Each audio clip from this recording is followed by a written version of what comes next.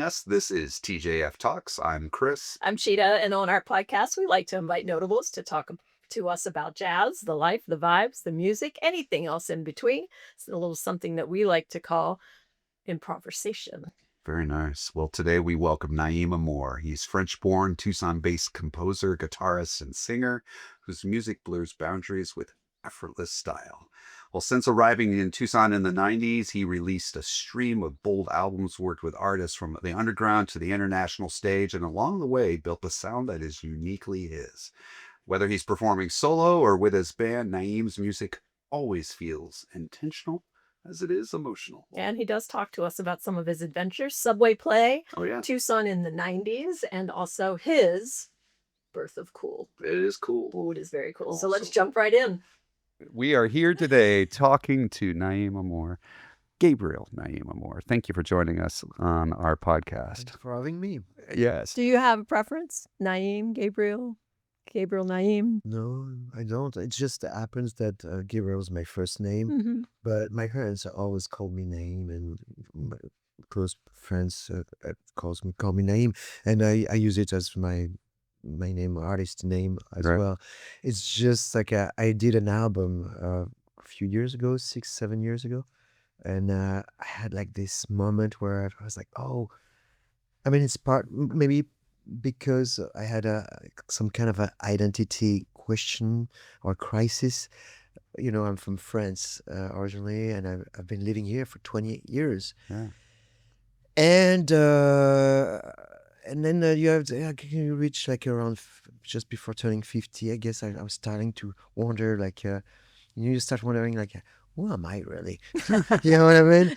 Which is probably a typical immigrant attitude and a question. And my father was an immigrant too. My father was not even French. My father was from Tunisia. That's why Wow. I call him Naim. Naim is a Hebrew name, but also it's Arabic. It's both. So it's very confusing. Is that a nickname or was it a No, it's a real name. real name that It was means given? pleasant. Appropriate. That fits. That fits. Yeah. So I was always, all my albums were Naim Amor, and all of a sudden I was like thinking I want to make this album, and this album was very like introspective and meditative, instrumental albums called Moments Before, Yeah. and I thought I want to call it Gabriel Naim Amor because it's almost like the missing part of the puzzle. Because Naim Amor, a lot of people thought I was Israeli. Oh, really? Yeah. Oh, that never occurred to me. Because that, you know, I'm white. I'm not Mexican. I'm not German. No. What could he be? Naim. He must be Israeli. You know. So a lot of time, and I was like, this is absolutely wrong. There's a perception of me, which it doesn't matter. It doesn't bother me at all. But you try to reach truth in yourself. Yes. And I'm like, this album's gonna be Gabriel Naim Amor. It'll be like something that Gabriel is very French. So did the music help find the truth, or was it putting the Gabriel in the front of it, or was it both? I was very happy to call it Gabriel Naim Amor, but now there is another reality. What's that? So when it came out, nowadays it comes out, or you have some vinyl, great still, but mostly it's on the streaming platform. Right. And then when it came out as a different person. Because Naim Amor and Gabriel Naim Amor are two different artists for the digital world. Oh. And I was very naive. I didn't know it. That's interesting. So I tried to call the devil, Spotify, and I talked to someone, and the answer was like, it's never a good idea to rebrand yourself.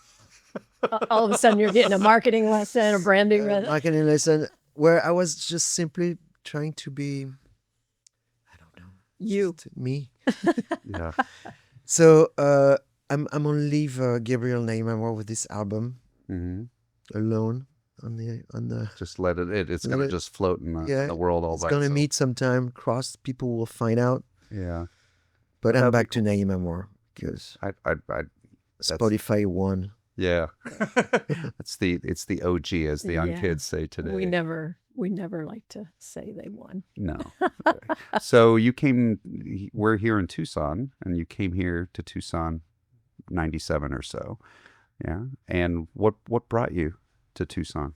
And and what feeds you here in Tucson? I don't mean like literally, but like, what inspires you about this town and the space and the musicians? I mean, there's so many things to unpack for sure. I had met in the mid 90s. I met a woman who was living here. Her name Hmm. was is Marianne Dissard, Hmm. and I met her in Paris, and we had a relationship. Hmm. And she it was in '95, and she offered me to propose me to come visit here in Tucson, and I had never been in America. And I was like, this is it. I'm just gonna go visit this country that I only knew through movies and Wow. the music and and so I'm coming. It was December '95, and so that's how I came here for the first time. But I just only stayed like 3 weeks, and then I came back a year later in '96. Hmm. In '97, we were still in that relationship together with Ryan.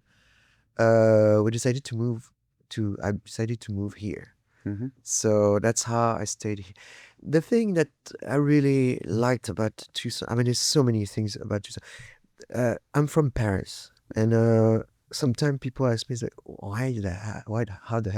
why the hell you would move from Paris to Tucson? It's like, Right. because Tucson is amazing, you know? So is Paris, but they are so not in competition. You know what I mean? Yeah. Apples and Because oranges, I think is yeah, what we say, right? absolutely. Yeah. It's Right. it's like well, Paris will never have what Tucson has, but Tucson will never have what Paris has. So it's just yeah, there's no competition. They're both like amazing places. The thing at the time is, as young musician, what immediately I loved is like how you could and I'm not even talking about on the economic level, but on a very practical level, how as a musician you could really exercise what the fact of being a musician, Mhm. and not just say I'm a musician once every 2 months or something. You know what I mean? And I'm practicing in my apartment, not too loud And because the neighbors. You know you what I would get mean? that in Paris. Oh yeah, yeah. You Yeah. live. There's no space, so you live in small space. And Paris started to be a little bit more expensive. It started to be, so you start to afford the small space. You have to spend more time working to pay for the small space. Oh, So, and here it was exactly the opposite. So yeah, really? I came to So you could Tucson. work very little to have a lot of space. No, I came to Tucson around the same time. I feel like, and not because I came around the same time, but I feel like that was a really good time in Tucson for musicians and a local music scene. And there was a lot happening. So I could see the excitement.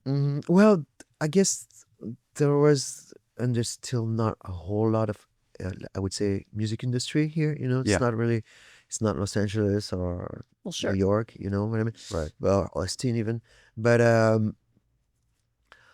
but you could you could literally like practice at home with a full band, play at a bar on a Friday night, another one on Saturday night, Hmm.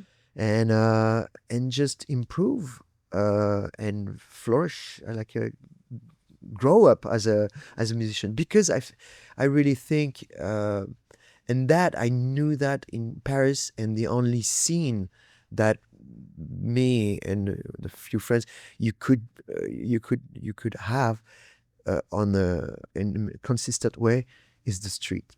It Mm. was the subway.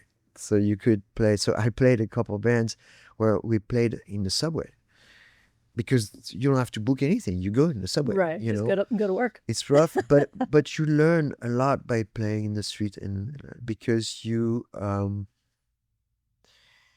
have to address the people and catch them. instantly. You know what I Yes. mean? Right, You because they're can't on their just way be from one place to you the can't next. lollygag in the subway. I mean, in Paris because you have 2 minutes between Yeah. the next station. People, and then you have a whole new set of people. So you have to walk in and tap tap tap tap and play, and be like, Okay. Yeah, So, you know, you have to be on. It's like being on like these shows that they have now, like Star Search, or that's from the original, but like it's okay. yeah, I know. I just aged myself. That's so hilarious. I saw something that was Star Search oriented just the other night. That's why it was on my head. But I like American Idol and The Voice and whatnot, where the whole idea is you have to dazzle somebody in 90 seconds or less. And if yes, you can't do that, then you're not going to win the competition. That sounds similar to me to what it's like playing for a subway crowd, right? yeah. You have very It's short a time. hustle. It's a hustle. It's a hustle. Yeah. So, but that changed. You're here in Tucson, and it changes your probably just the whole way that you approach music. I've heard you say that your work crosses between tradition and experimentation. Is that correct? And Yeah. what does that look like to you? Uh, sorry, you're talking about Tucson. Yeah, or just like music in general. I think Oh, the difference between hustle and Paris, and then you come to here and you have more time and space to create music, and well, then the yeah, time and space, all of a sudden, it's like you can you can go a little bit. You can work in the finesse of like not just being a format where you have to hustle, which is right, like it's a certain type of songs. Every scene has a different type of music. If you're gonna play in a restaurant, for example, it's a different you feel, you can't play the same thing if you play a stage like the Century Room. right? Like as jazz musicians, for example, I think the greatest gift that's been given to young jazz musicians in Tucson is the Century Room, Mhm. and I hope other places like that, because before that, there were amazing jazz musicians in Tucson, Yeah, but they could only play in a restaurant where they have like to be in the background, to be and stifled. so it Yeah, stifled your you don't you're growing up, but all of a sudden if you have like a stage like this when you have an audience, it's like the wings are free, and I see those young kids that are like 19 years old, they're 20 years old. It's amazing. It's Mhm. amazing. It's opening a whole new scene of musicians with do you jazz. think we've created just with that room alone a whole new breeding ground for people to have that opportunity to experiment and to grow in a space that's receptive to it that maybe you didn't have it in Paris when you were young and trying to hustle. No, yeah, yeah. It was difficult, yes, to get a gig, to find a shows and all that stuff. They were like in the 80s, but I was a little too young still. They were like a whole scene of like where all the squats, alternative spaces and stuff. But by the 90s, they started to all close. They were starting to lock up all those places where there's a lot of expression. There was like all the punk rock scene Mhm. happening, and alternative rock and roll, and then and I was part of that. And but already in the early 90s, it started to really, one after the other, they were starting to close. And I remember it was really like people were like upset about all this. They started to gentrify a little bit Paris. This was the beginning, like and so when I came to Tucson, I was like, wow, this is amazing. Like you can there's a lot you can do as a musician here. Like you might not find a record label, you might not find you know what But I then mean. again, you might because of proximity to LA. There are a lot of people that visit from Well, as a here. matter of fact, I Yeah. found one not here in Tucson, but I found one in France, which was, Oh, interesting. Yeah. in France, and eventually one in Chicago, Carrot Top, in Japan, and it was really good. But that was pre-Napster, that was Oh, yeah. I mean, there was the baby steps of the internet. There was no peer-to-peer stuff Mhm. yet, so Mhm. record labels were still existing, and they were still strong. It That was has such changed. an effort from, oh, I'm going to be a musician. Right. Yeah. And you guys know this because you're musicians. Now I need to go to this step, and then I need to find a label, Mhm. or a label find Right. me. Right. And then the world changes now, and it's like I need to go out and play live music all the time, Right. right? Right. Which there's nothing wrong with that. We all do enjoy that, but Hmm. it changes the perspective a little bit. Yeah, You play Tucson, and then I know you travel out to Europe and play there a lot every year. yeah, What are the differences between playing United States or Tucson in general hmm and Europe? How do you see those?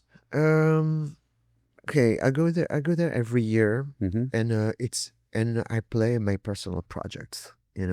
So when I play in Tucson, I play my personal project once in a while because you can't play every week Yeah, your repertoire of things. It's just not possible. So I call those shows, yeah, and then I call the other ones gigs. fair. So and they're just different in my. I like both, Yeah, but it's just two different things. Uh, so I can play 4, 5 gigs a week here on a good week, Hmm. yeah, which is great. Yeah. Right? It pays my bills. As far as the shows, you can't just do like you have to leave like several months. But so when I go to France, I play. It's a tour, so I'm gonna play for like 2, 3 weeks. Uh, shows my personal stuff, and so it's in venues or and it works. A lot of places work with subsidies in France in particular. So things are pretty well organized, and there's a little bit of money still for is there? to make those things happen. Although lately I heard that they have new problems because now they have to pay a bit more for their military. So, Oh, so, really? so they're cutting budgets everywhere. It's pretty sad. Oh, Yeah. It's happening. yeah. Yeah. It's always hard when it happens to artists too. It seems like artists are at low end of the totem pole or the pecking order. Like, oh, we're gonna Yeah. cut the artist salaries first before we do it anything Yeah. else. People And take the arts for granted. That's why it's, yeah, Yeah. I mean, we hear that yeah. time and time again. Hmm. But then they always embrace the arts too. There's points in time and history. Just kind of always comes back like, hey, the arts are help center us. Do you believe that? Do you see how like the your music can things seem unwieldy like when you go into a space and you played music, you feel like it softens the edges around people, brings people together. What are your thoughts on that? Yeah, I hope so. Yeah. I hope so. I'm not. I What is don't. your drive? Where? I don't know. I have a feeling. Also, there's. It's. This is I find challenging. More is music. There will always be. There will always be like great music, great musician, and beautiful music. Yeah.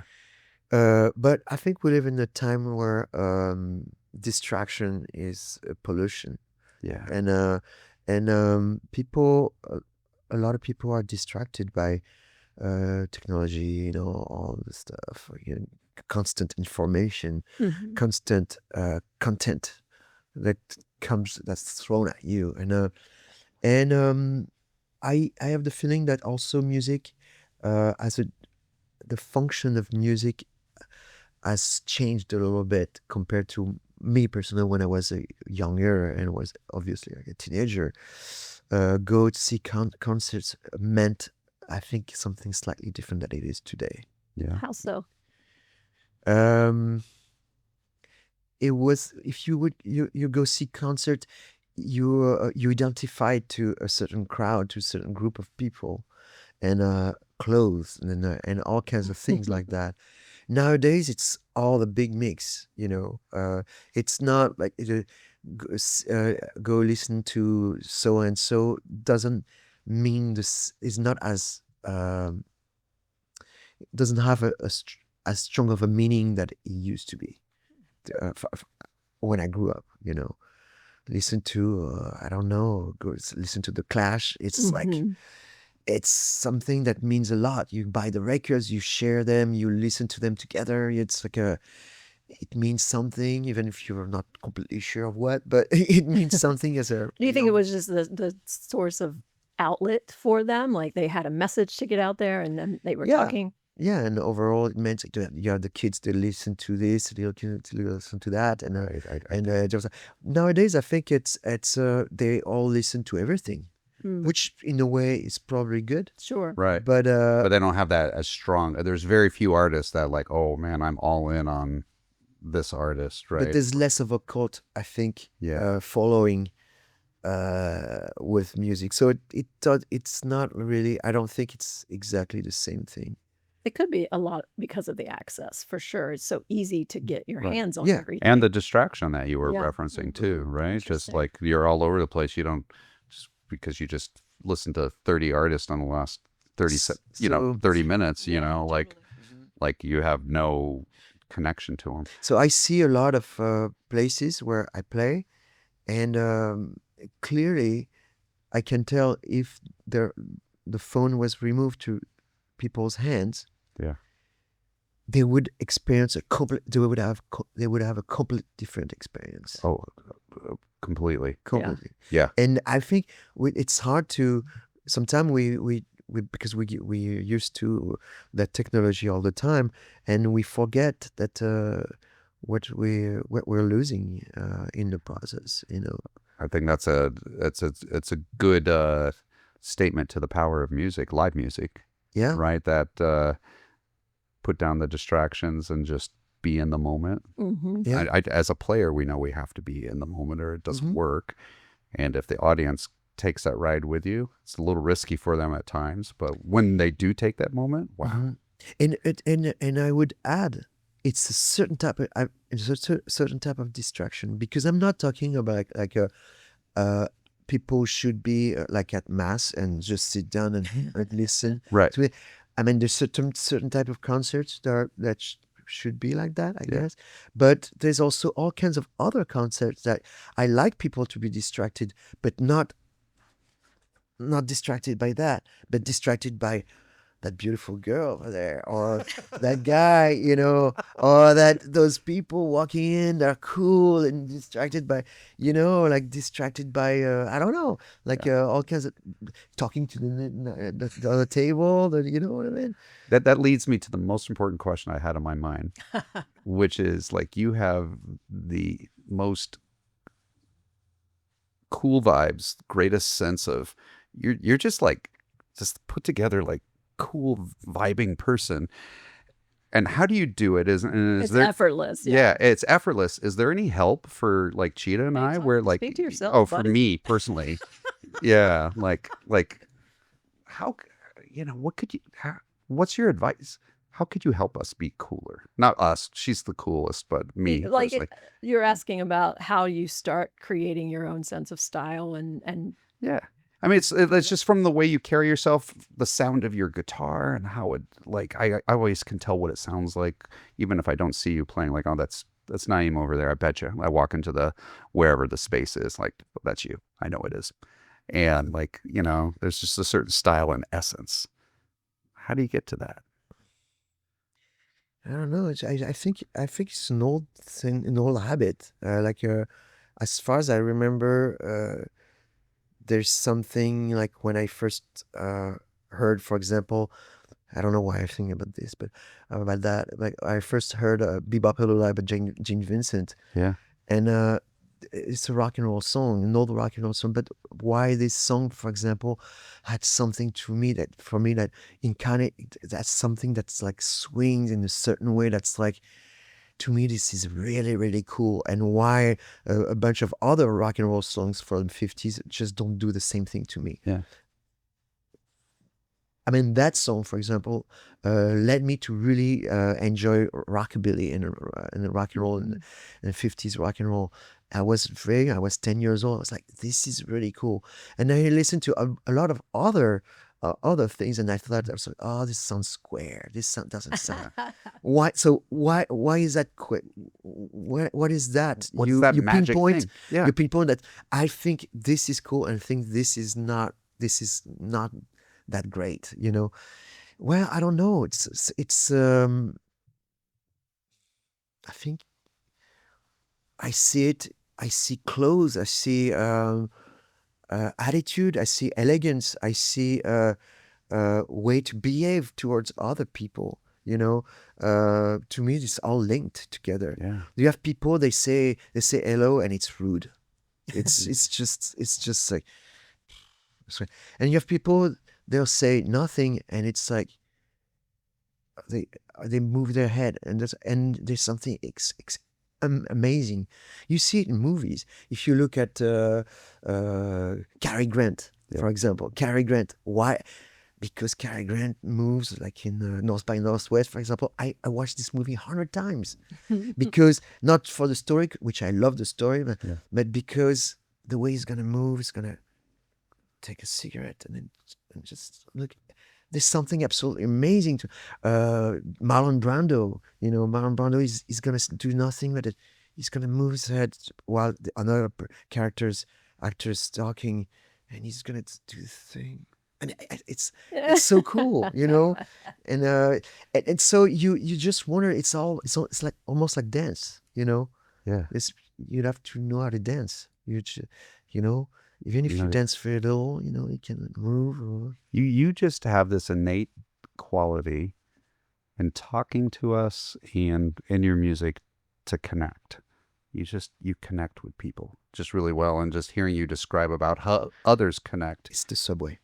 And, and it all goes back You to had the to learn, subway. that's right. That the subway Wrecked by the was subway. like you learn how to connect in 90 seconds or less. Well, I always tell my sons, you know, Tucson is not like Paris. You can't. When I was like 12 years old, I was like taking the subway and just you go on your own, you go to school. I was like, Yeah. so you have to learn how to be street smart, which is reading like the bad vibes. Yeah. Like oh, there's some dudes over there. I don't know, just like because the way you're gonna walk, they read it too.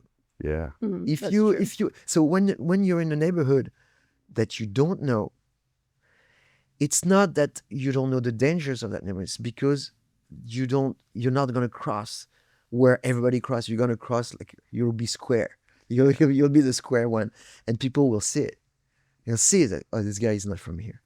He- He's not. The way he walks is like you can spot someone who's not from the neighborhood. You know what I mean? It's Yeah. just so it's like so that's the thing. So you learn how to read the room and thing. That's why I asked you yesterday. It's like it's just that way I can. I asked you what the interview, what it's going to be about. the Yeah. Yeah. What interview. are we going to And you talk said like, about? well, it's going to be this, and just because I'm gonna, even if I don't even think about it, my brain's gonna think about it. I want to sleep on it. You know what I mean? Yeah. I love it. Well, it's been a pleasure talking with you today. Yeah, We've run out likewise. of time. Do you have a couple minutes? You can come in and maybe play a little song for us too. Sure, yeah. Wow. Well, that would be great. Well, we're gonna once again we have Naim Amor with us today. We can find you on the internet on your website, naimamor.net, and on your socials, Yeah. and see all your albums. They're amazing. You should listen to And them. all around town. And all around At least town 4 or 5 times. here in Tucson. Gigging So, in a show every few Yeah. months. Yeah. I have one that just came out Friday. oh yeah, what is the name of that? It's an album I did. It's a collaboration with my friend Kid Congo Powers, Yeah. who moved to Tucson, which that's amazing. Life is really strange Yeah. because I saw Gun Club, that's his band, Yeah. in 1990 in Paris. Hmm. Yeah, so I And saw. then you both end up here in Tucson. Yeah, and then I met him like a few street like at the House Club Yeah. a few years ago. He was playing by himself, and I was like, I have to go see Kid Congo Powers. I mean, he's a legend, and I saw him when I was 20 years old in Paris with this band Gun Club, which is like a mythic, legendary band. And then so I proposed him to work on some stuff, and we made this album. It finally came out on in the Red Records last Friday. Fantastic. What's the name of the album again? Tucson Safari. Tucson Safari. That's perfect. All right, I am going to find that. Yes. Yeah, it's they just got the LP at Wooden Tooth. It's a Wooden Tooth Okay. right now. I'm Even literally going to Yeah. go buy that. It's and rock and listen to roll. it. It's very rock and roll. I love it. Love it. Yeah. And we'll play on the November 16th at Club Congress for the release. you have the release. Okay. We'll look Yeah. forward to that as well. Thank November you so 16th. much. Thank Yeah. you so much. Thanks for having me. Yeah.